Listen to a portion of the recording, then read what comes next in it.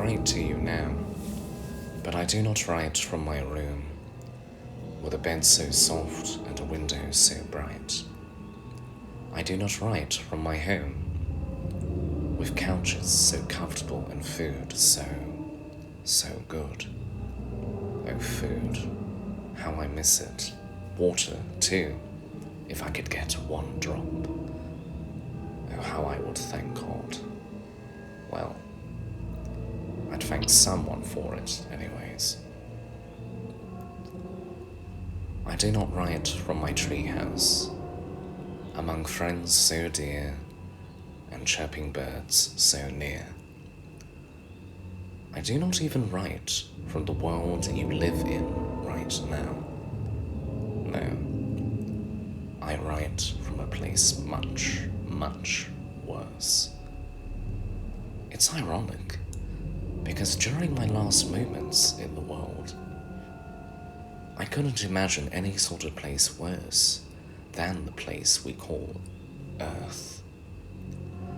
I thought such a place couldn't possibly exist. How wrong I was. Allow me to introduce myself. My name is Patrick, and for you to understand my train of thought, I'll need to take you back a little. Back to the world. God, your God, no longer mine, put me on. Oh, the 80s. What a time to be alive. Great movies, great music, somewhat. Great friends, great family, great house, great life, great... Sorry, I'm rambling. 11 years old. That was me. Living in a suburban home with my mother, Sarah, and my dad, Vincent. My asshole 13-year-old twin brothers, Darren and Bryce, and of course my 5-year-old sister, Nancy. Come to think of it, I wonder how she's doing right now. Sweet little Nancy. She was always so precious, so innocent.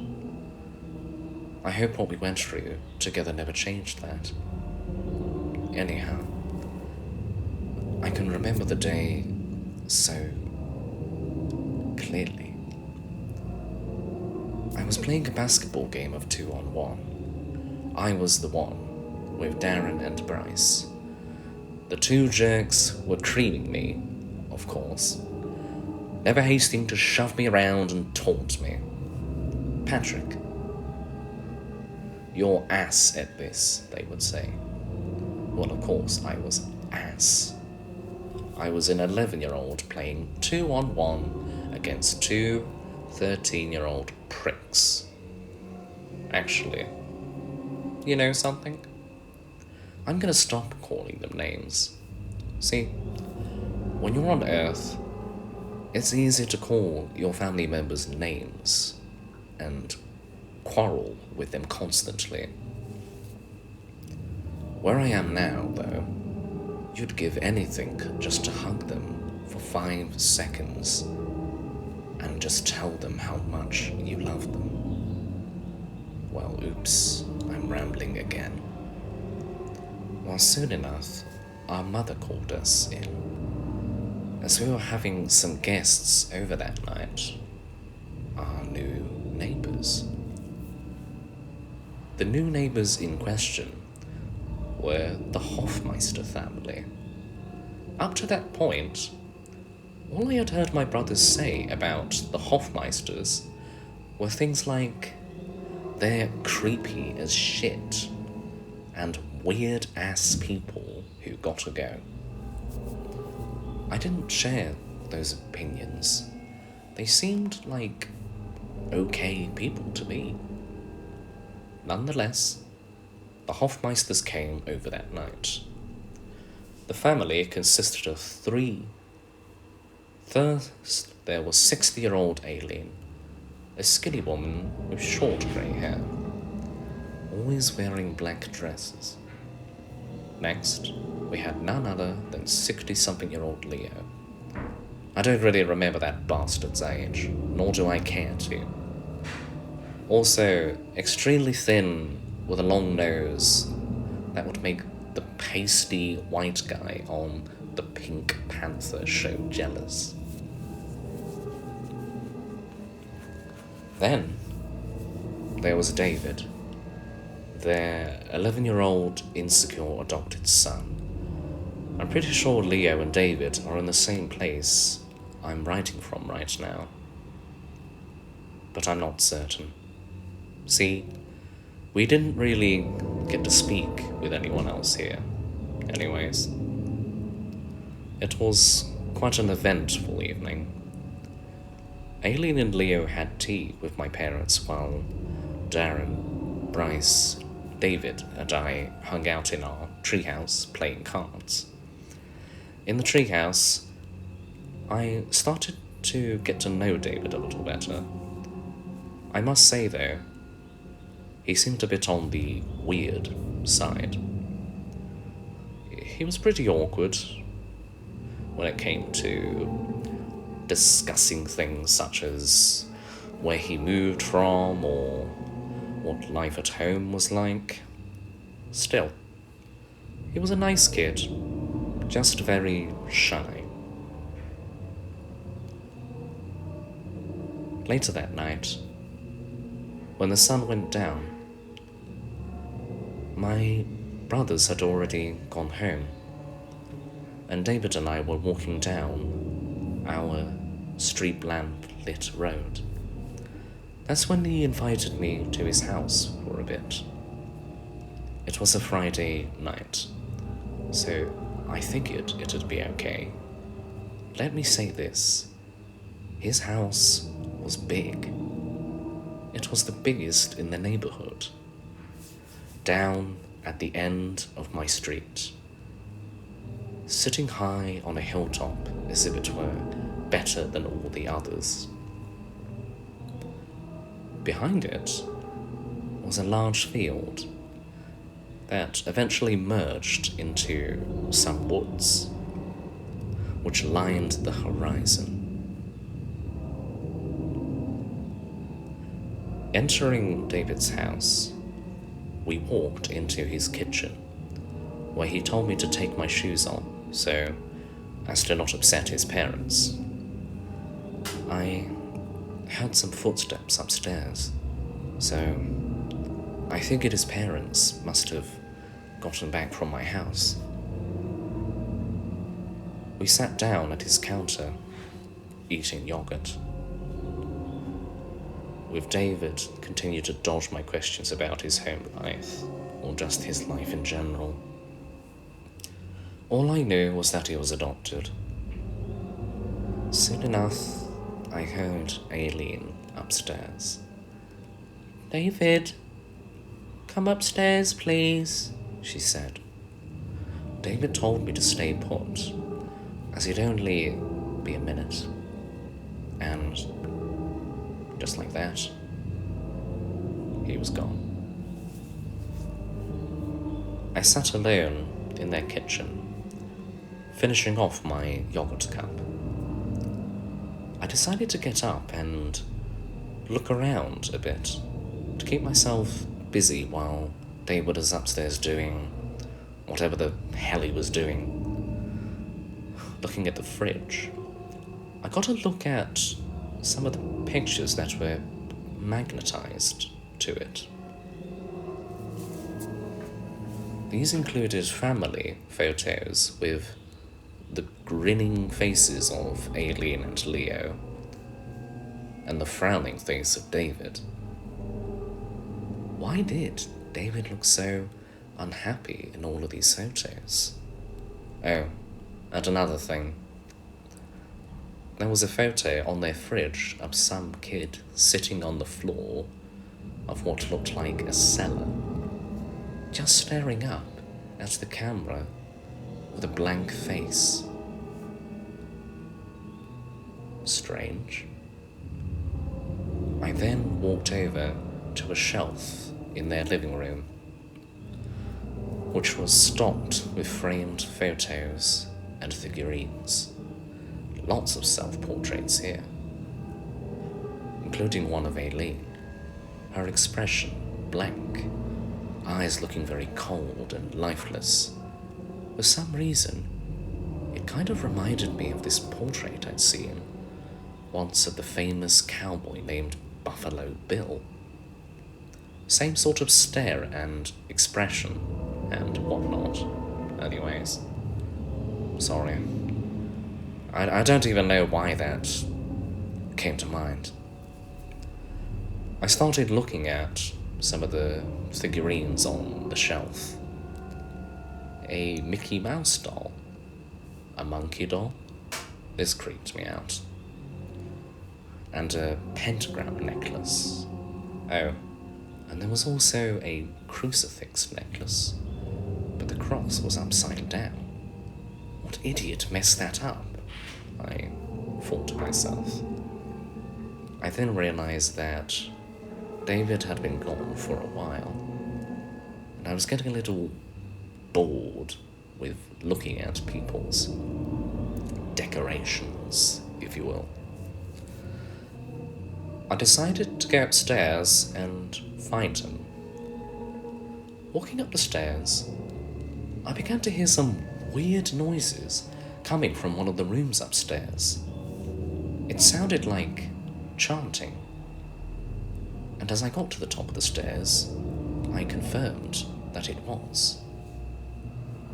I looked down the upstairs hallway of the Hofmeister home and saw that one of the rooms had a light on inside. The door open, just a crack. As I walked toward the door, I could clearly hear Aileen and Leo chanting in some weird language I had never heard before. I slowly crept toward the room, a decision I regret to this day. I pushed the door open slightly, just enough to see Aileen and Leo on the floor, on their hands and knees, bowing down to something that was just out of my view. I didn't dare open the door any wider than I already had, even if it meant satisfying my curiosity to see what in the blazes they were bowing down to. From my point of view, I could see a small cauldron filled with a steamy liquid. Leo was blowing cigar smoke and spitting rum into this bowl. The whole atmosphere in the room was different. I don't know how to really describe it. It was like I could feel the presence of someone else in there, but I couldn't see them. Then I saw David in the back corner of the room, curled up in the fetal position, bawling his eyes out. He looked more terrified than anyone I'd ever seen up to that point. Now, it's a different story. David's terror only grew when his mother, if you even want to call that awful witch such a thing, stormed over to his corner of the room and grabbed him by the wrist, pulling him up off of the ground in an attempt to get him to bow down to whatever the hell they were bowing to. I could see the fear grow when he watched Leo pull a rooster out of a burlap sack and chop its head off in a brutal animal sacrifice. Then his face went white with horror as he realized how much trouble he was in when piss began running down his leg and onto the floor. That did it. Aileen began slapping David over and over and over again, angrily screaming at him, "You never, never, never do that in front of the beast," she screamed.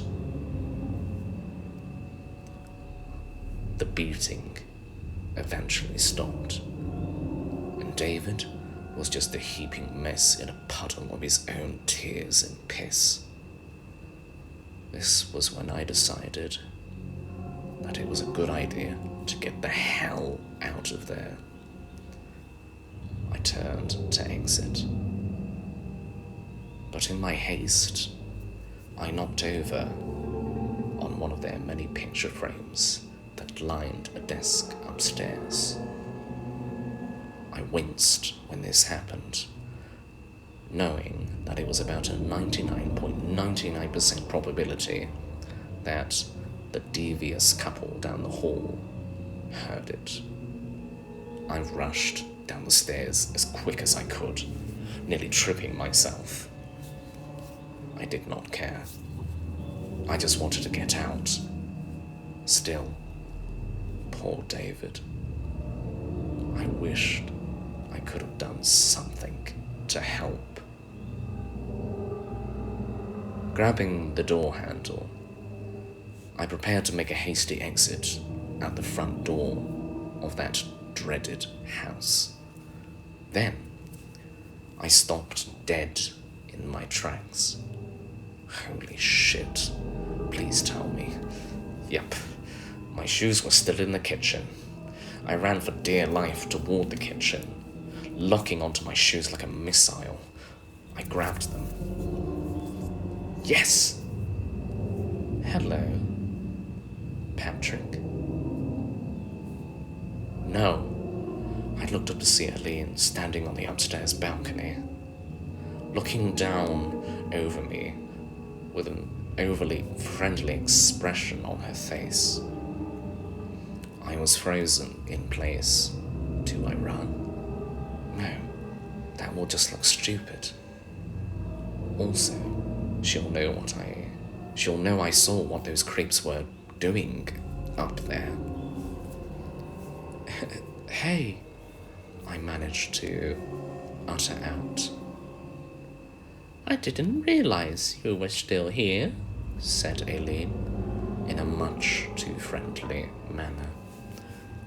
Oh yeah, sorry, I said.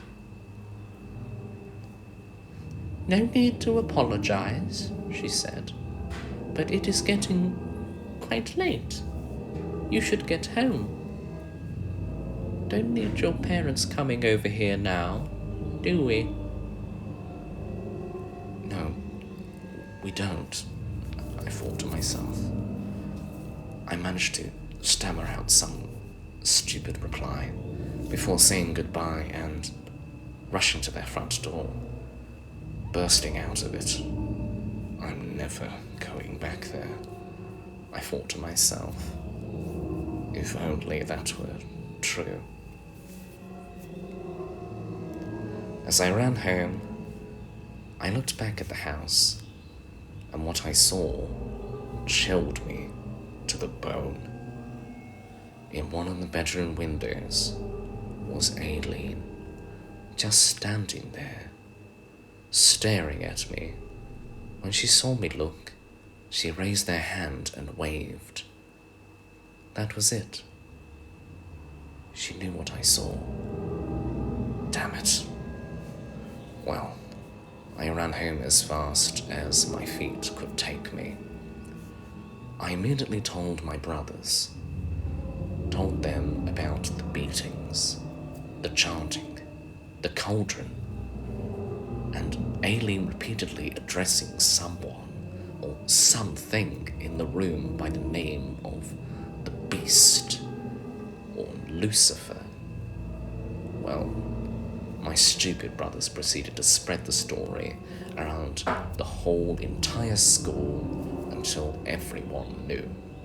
Everybody knew that David's parents were the freaky witches at the end of the street. Exaggerated and blown out of proportion, the story spread like wildfire, David refused to talk to me, knowing it had to have been me who spread the rumours. I felt horrible for him, but I didn't know what to do. I was too afraid to get the police or child services after what I saw at that house. I was too young to know that was what I had to do and that it was not a choice. I tried to push the whole thing into the back of my mind. That was until Halloween night, a few weeks later. Good old All Hallows Eve. It was one of my favourite holidays ever. That Halloween night, I was doing what every kid should be doing, trying to pack as much candy as humanly possible into one pillowcase in one night.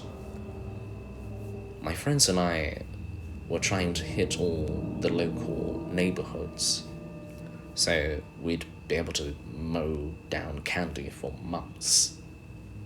However, my plans were ruined when we ran into my brothers and their devious, loud-mouthed friends. My brothers took me aside and told me I had no choice but to show them the window of the room I had seen the Hofmeisters doing their deeds in. There was no arguing my way out of it, and I would soon find myself back at that dreaded place. My brothers, their friends, and I stood in the Hofmeister's yard on the side of their house. In the driveway were moving trucks. I wasn't surprised. Those people had been humiliated. I was actually really happy these creeps wouldn't be living down the street from where I sleep anymore. My brother, Darren, confirmed that they were moving away because of the rumours. Well, before I knew it, my brothers were forcing me to climb a tree to get a better look into the window on the side of the house. They wanted to see if there was anything batshit crazy that would be visible in it. And of course, being the pushover that I was, I climbed that tree. It seemed like all was going well until the light in the window shut off.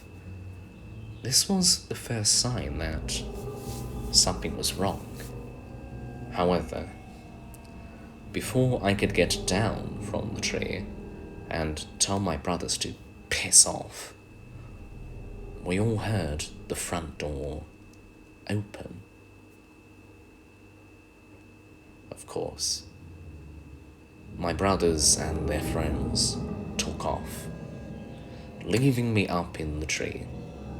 Aileen must have heard them, because the next thing I knew, she was prowling the side of the house and examining the muddy footprints left by my brothers and their friends.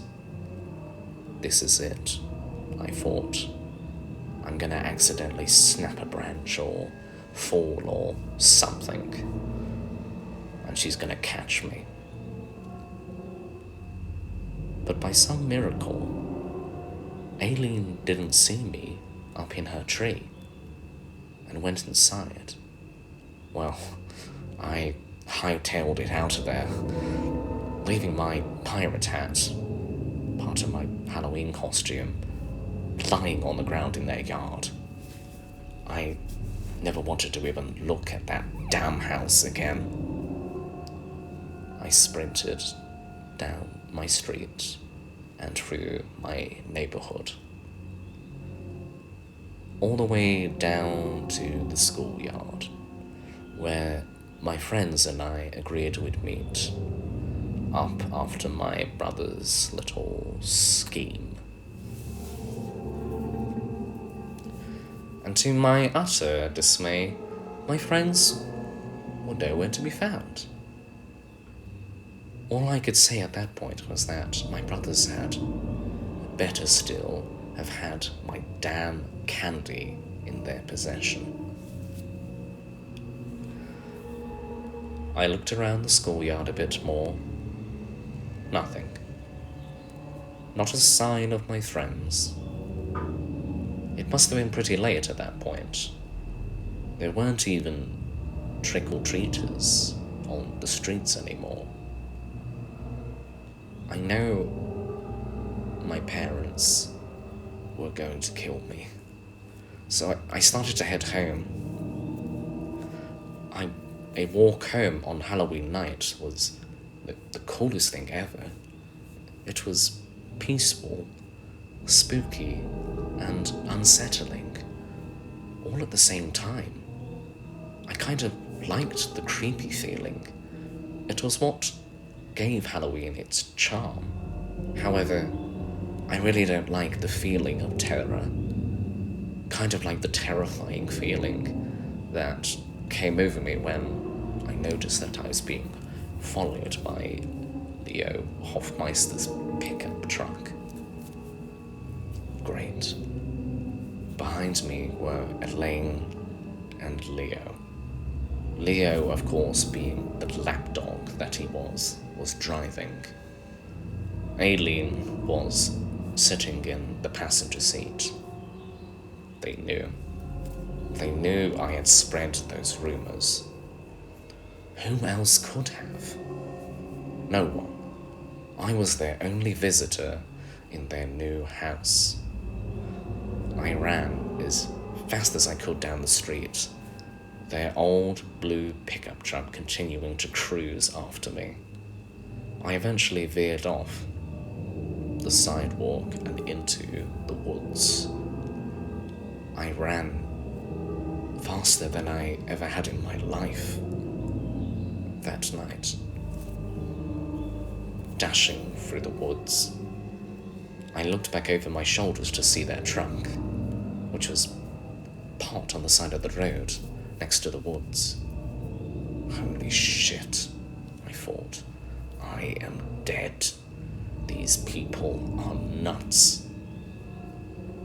Unfortunately, looking at their truck parked, I did not see the fallen tree trunk in the middle of my path. And, as you probably guessed, I tripped over it, knocking every last bit of air out of my lungs when I hit the ground. I crawled, gasping and wheezing for air. And the next thing I knew, the menacing figure of Aileen was standing over me. She looked so frightening in the moonlight, her grey, stringy hair being illuminated as the rest of her face remained dark and hidden. Even more frightening was when she held out my pirate hat and dropped it into my lap. Great. That was strike 2 for sticking my nose where it didn't belong. And somehow, I got the feeling that I wasn't getting a third. Oh, Patrick. You took a nasty fall, sneered Elaine. Let us take you to our new house and take care of you. There. We'll make you feel healed and new. I pleaded with her, telling her that I was fine and that I needed to be home. But of course she did not listen. The witch clutched my wrist and dragged me out of the forest, over to their truck. I was dead meat I was so freaking dead. Well, I would have been if it hadn't been for a passing neighbour who caught the two in the act of forcing me into their trunk. Aileen and Leo managed to bullshit their way out of the situation before getting in their truck and quickly driving away, leaving me behind.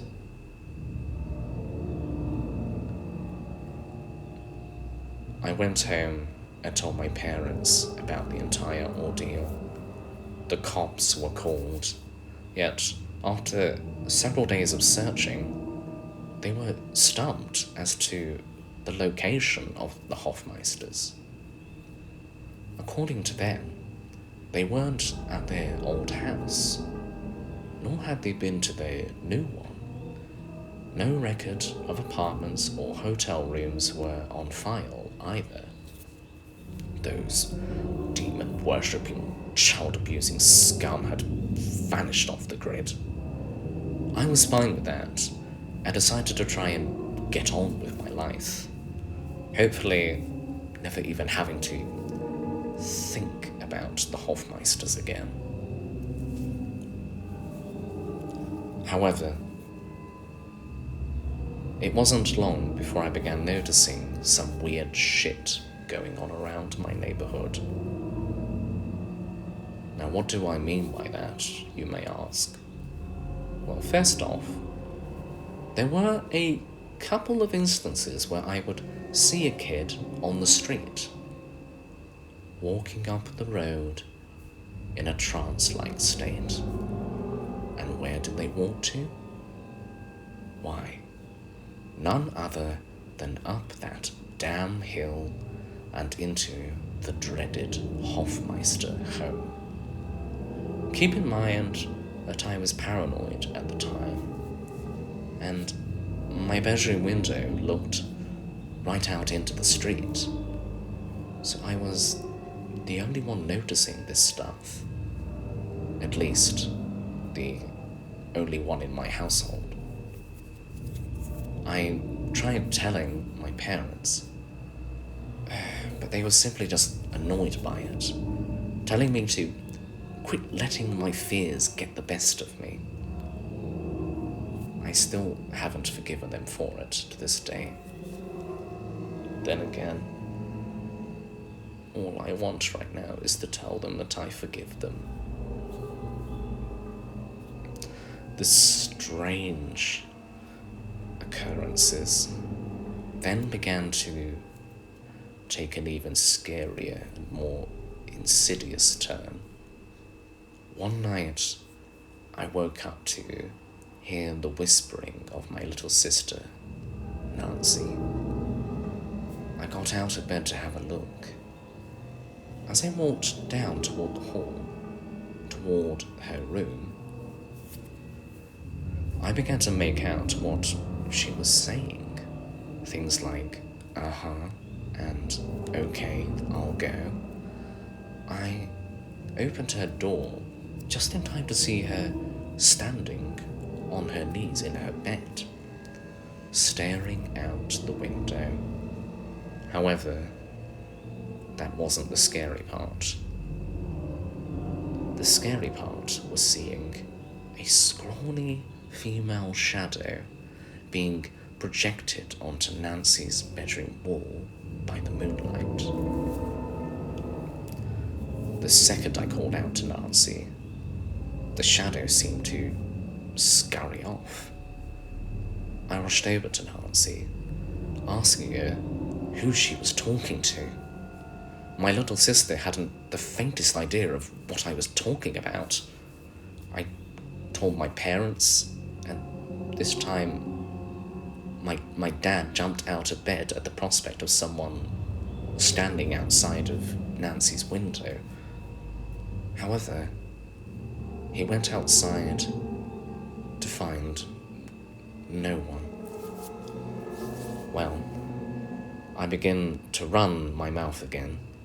You'd think I would have learned the first time around, to my brothers, Darren and Bryce, along with their friends, started to develop a newfound interest in all this alien talk. Something about that creepy place at the end of the street amused them, gave them a rush. They loved that type of stuff. Another thing to know about Darren and Bryce was that they had a knack for sneaking out of the house on Saturday nights. Something, no doubt, my parents hated, but never really took enough action to prevent. And sure enough, my brothers and their friends snuck out one Saturday night to check out the old Hofmeister house. This time, however, I wouldn't accompany them, but I sure came to know about it, because after my brothers went missing that night, one of their friends, who was smart enough to get out of there early on, told me about it. The police went over to the Hofmeister home, search warrant and all, to investigate. They found nothing there. Nothing. However, as usual, I continued to be the one making the terrifying discoveries. This time, it was a VHS tape that I found sticking out of the VCR in my room one morning. Popping the tape in, the first thing I saw on the TV screen was a static shot of a cellar. The cellar was so dark and dingy looking, almost like a dungeon. Suddenly, the camera began to jiggle around a bit, and whoever was picking it up pointed it at none other than my brother, Darren. Darren was tied down to a chair, unconscious, looking bruised, battered, and abused. Boo! The loud yell from the camera person jolted Darren awake. The camera person was Aileen. She began to laugh sickly as Darren came to his senses, immediately beginning to cry. Who the hell would do this to another human being, I thought. That was my brother, too. I watched in horror as she continued to verbally torment Darren, eventually getting physical with him, smacking him in his face, his chest, and eventually his groin area. This woman was a sick, filthy paedophile.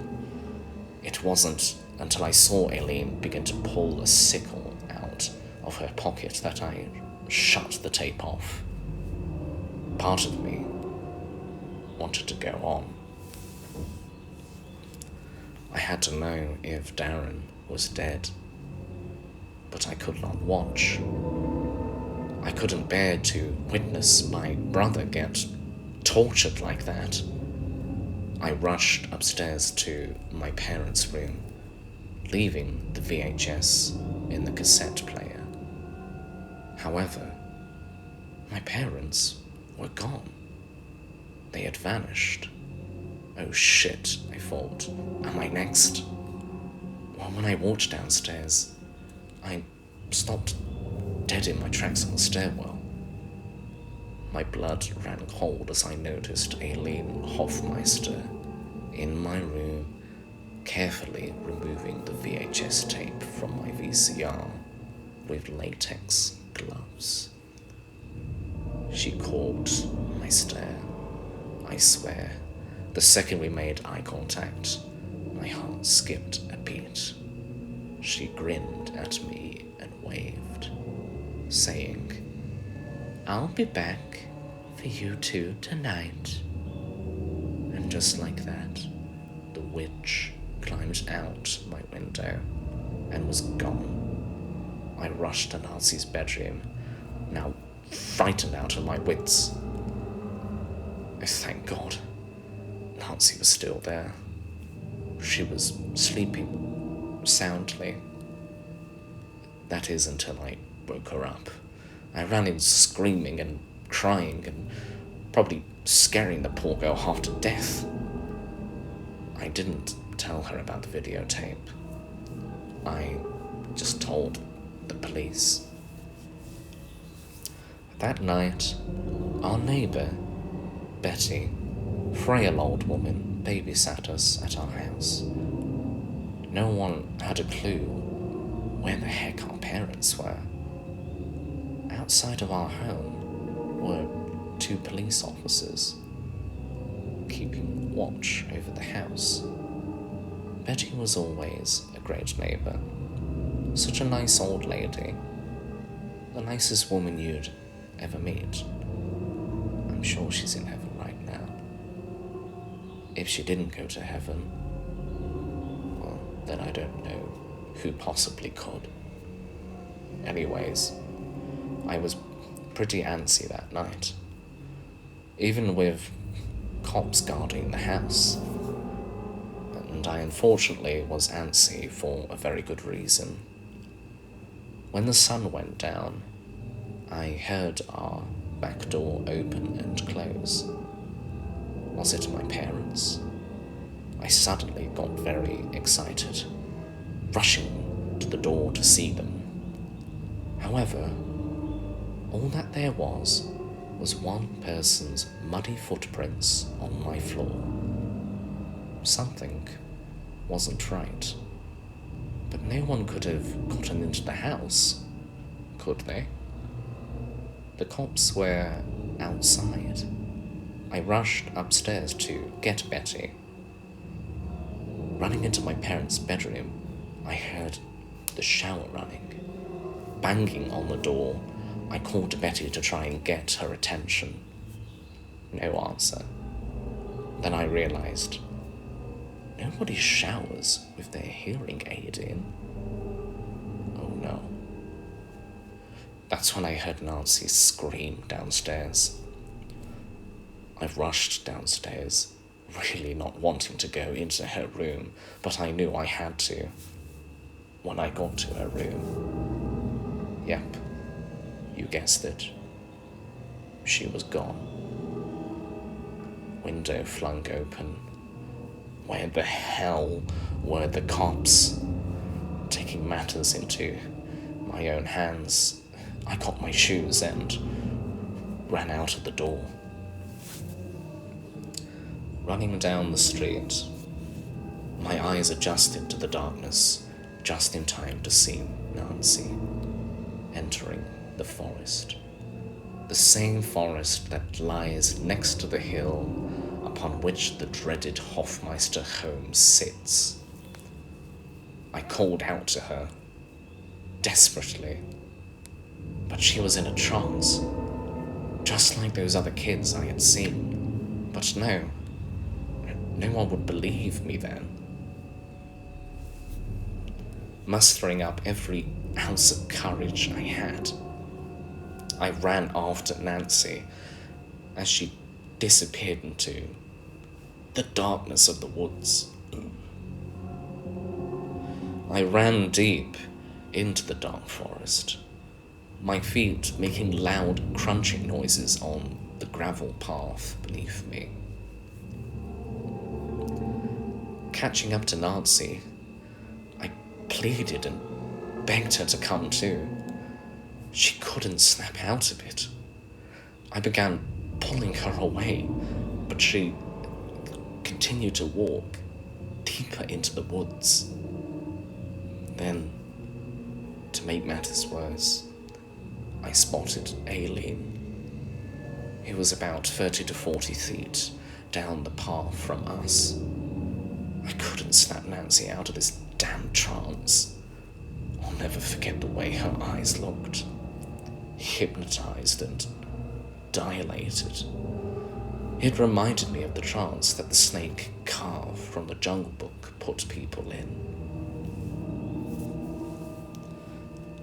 Out of pure desperation, I reared back and slapped Nancy in the face, finally snapping her out of the trance. She had no idea just what the hell was going on. She just knew to run from Aileen. Aileen immediately broke into a run after us. I'd never seen a woman in her 60s run that fast. Faster and faster we ran. We were getting away until Nancy's nightgown got caught on a tree branch. I tugged and tugged at her nightgown, desperately trying to free her. Aileen got closer and closer, snickering sickly under her breath. When Aileen got within 15 feet of us, Nancy's gown finally tore away from that damn tree branch. We darted to the exit of the woods, rushing out onto the street. I looked back over my shoulder, just in time to see Aileen turn around and disappear into the darkness of the woods. We looked around on the street, trying to find the police car that was supposed to be guarding our house. When we finally found them, they didn't even realize we were missing. The morons were smoking freaking Cubans instead of guarding our house from kidnappers. Unbelievable. I had never felt so neglected and unprotected in my entire life. My parents were gone, and now the police weren't even looking after me. The idiotic officers went and got Betty, driving the three of us down to the police station. Finally, a place I'd be safe, right? Trying to explain to the cops that my sister was placed under some kind of voodoo hypnotism spell was like talking to a brick wall. Some cops are so ignorant, not open-minded at all. That's something I don't miss about Earth. People in authority were such douchebags. At least Betty agreed to stay the night there with us. See what I'm talking about? Nicest lady you would ever meet.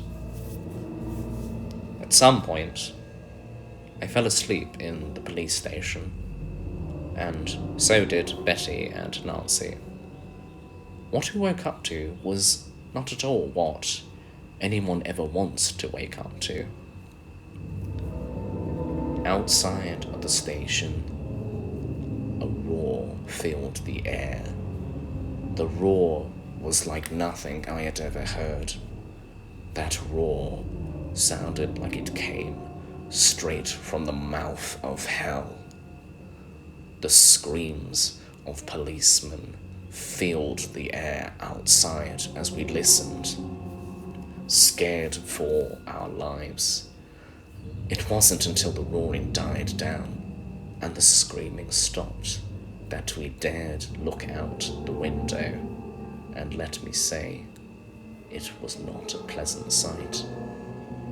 Dozens of bodies were just scattered all over the parking lot, and here we were, tucked in a room in the back of the station, helpless. Nancy, Betty, and I crept down the halls of the station, trying to find an exit. We passed an office just in time to get a look at one of the computer monitors, one that had CTV footage being fed to it. What we saw on the monitor was shocking. Aileen ripping a side door of the station off of its hinges. What was even more shocking was her face. Her eyes were demonic, her skin rotted and scarred like a zombie. Her teeth looked grotesque, as if she had meth mouth or something. Why the hell did she look like that? Now, I know the answer. She was possessed. That sick witch had willingly conjured up a spell to get herself possessed, just to get her hands on us. The witch ripped the door off of its hinges, rushing down the hallway toward us. She had us cornered in the office, and Betty, oh God, poor Betty. I couldn't believe my eyes. Aileen just picked Betty up by the throat, taunting her. It wasn't until Betty began to utter the Lord's Prayer that Aileen was sent into a fit of rage, pinning Betty to the wall and tearing her limb from limb, right in front of Nancy and me, too. Looking back, I can't even believe a 5-year-old girl was forced to watch something so awful. I had never seen anything so terrible. Of course now, I've seen a billion times worse. Well, after Betty was slowly disemboweled, Aileen collected Nancy and me. Leo drove up to the police station, and into the blue truck we went. No neighbour to save us this time. Before I knew it, I was back at the awful place known as the Hofmeister house. No furniture this time, no creepy portraits, no lights on, just an empty shell of pure evil. Aileen and Leo took us into the living room, where they began to bicker with one another. Leo wanted to have his fun with Nancy, but Aileen told him to wait. I couldn't believe what I was hearing. I wanted to get up and rip his head off. If only I could have. To this day, I wish I could have beat the hell out of that sick bastard. During this, I started to wonder where David was. Probably meeting the same fate my brothers and their friends did, and my parents. Oh God, please tell me they didn't, too. Leo eventually got impatient with Aileen, telling her he was going to get what he wanted for a change. He turned to look at my little sister, precious little Nancy, grinning. "Come here, sunshine," he exclaimed. The rotten creep threw himself upon Nancy. I rushed at him, attempted to stop him. All I accomplished was getting a backhand to the face when Aileen intervened, telling him he needed to wait. She received a punch to the jaw. Well, that was a horrible idea on Leo's part. Did that moron forget his wife was possessed? Aileen grabbed Leo, picking him up by the back of his neck. Nancy and I took our chance and ran away. Of course, the front door was right in the path of Aileen, so we had to run deeper into the house to find another way out. I looked back over my shoulder just in time to see Aileen begin to bite down hard on her husband's face, chewing it like a dog on a bone. Leo's cries of pain were both horrifying and reassuring to me. He deserved what he got. Nancy and I rushed through the house, desperately trying to find a way out. Why'd that house have to be so damn big? It was like a maze, and the fact that we could hear Aileen's demonic growling as she desperately tried to relocate us. Well, that didn't help. Finally, we found a window that looked out over the side of the hill. I quickly unlocked it, hearing Aileen's footsteps grow, nearer and nearer. There was a screen on the window, and I reared back and threw my hands into it, tearing it, guided Nancy out, all the while listening to the haunting sounds of Aileen's feet hitting the wooden floors. As Nancy jumped out, I yelled at her to run. I didn't have to tell her twice.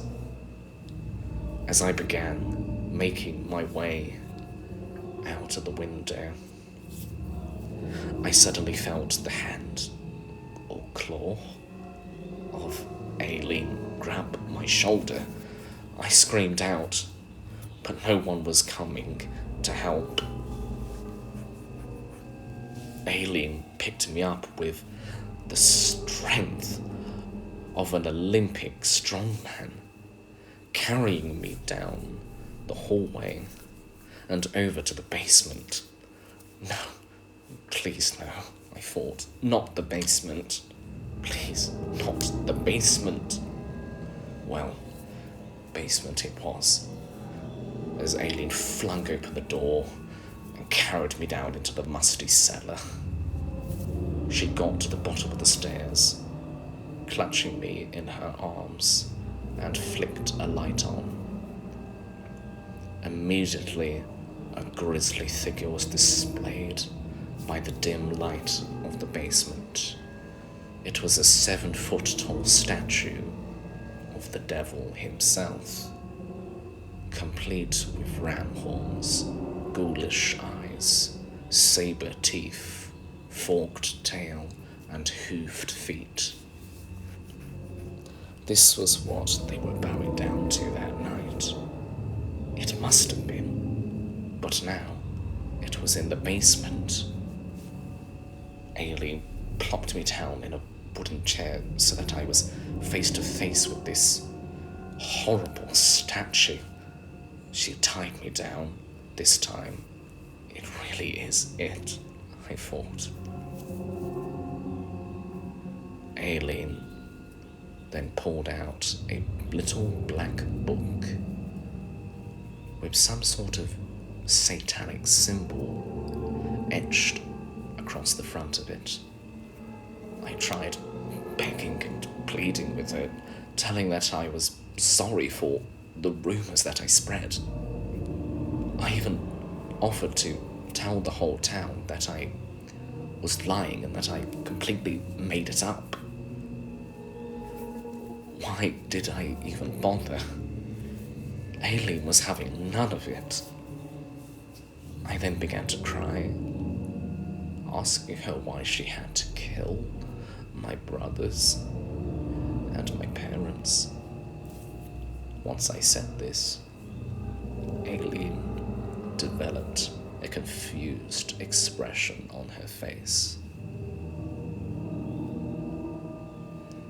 I did what to them? She asked, in her deep, demonic voice. Did you kill my parents? I said. Patrick, said Aileen, Lucifer does not want to just see people die. He wants to see them in hell with him. What? I asked in a sheepish tone. Why, you could say your family is more alive than ever now, she exclaimed. And that's when the awful truth was revealed.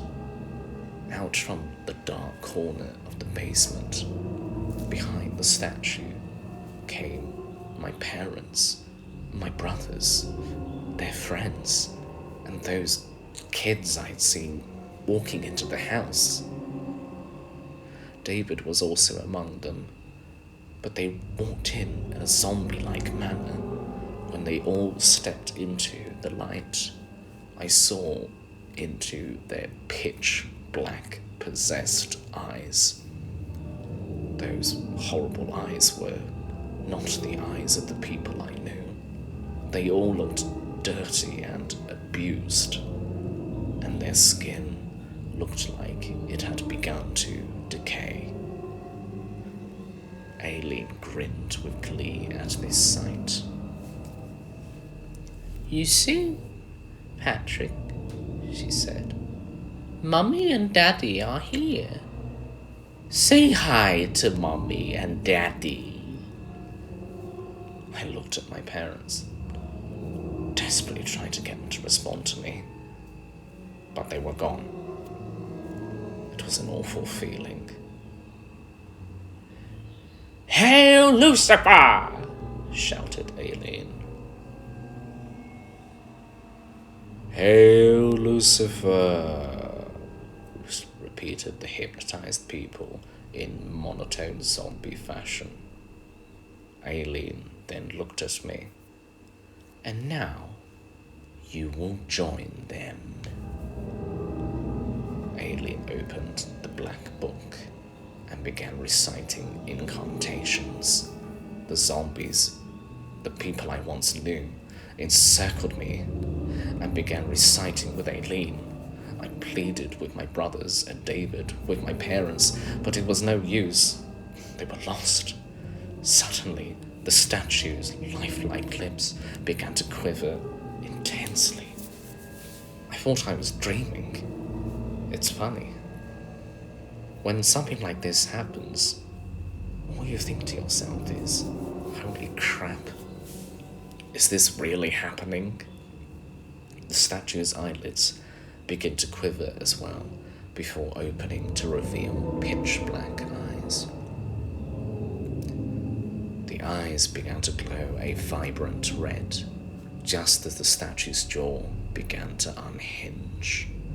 And then a loud roar erupted from the statue. This roar was even worse than Aileen's demonic roar, louder and much deeper. White mist in the shape of a human skull started to rise up from behind the statue as Aileen shouted in English, "Beastie's hungry!" I screamed a blood-curdling scream as the mist made a beeline for me, shooting straight into my mouth, down my throat. I screamed as I felt the evil spirit make its way into my belly, wriggling around in my insides. My high-pitched screams slowly began to grow deeper and deeper, turning into a demonic roar. This is what it felt like to become possessed. I was Aileen's now, but even worse, I was Lucifer's. The last months of my life were agonizing as I lost myself, lost who I was as a person. I became the evil zombie slave of Aileen Hofmeister, working to serve the devil himself. It was like a dream. I was in control of my actions, but I wasn't at the same time. My slave labor ended when my body began to slowly decay. That was when Aileen disposed of me, likely going going on to replace me with another poor child. And that is why I am where I am now. It doesn't make sense to me at all. I don't deserve to be in this place. Sure, I lived out the last moments of my life serving God's adversary. But it wasn't my choice. Why then am I here? Some sort of mistake? Did heaven run out of space? Or does everyone just go here? Are my parents here too? My brothers? Perhaps that is the worst part.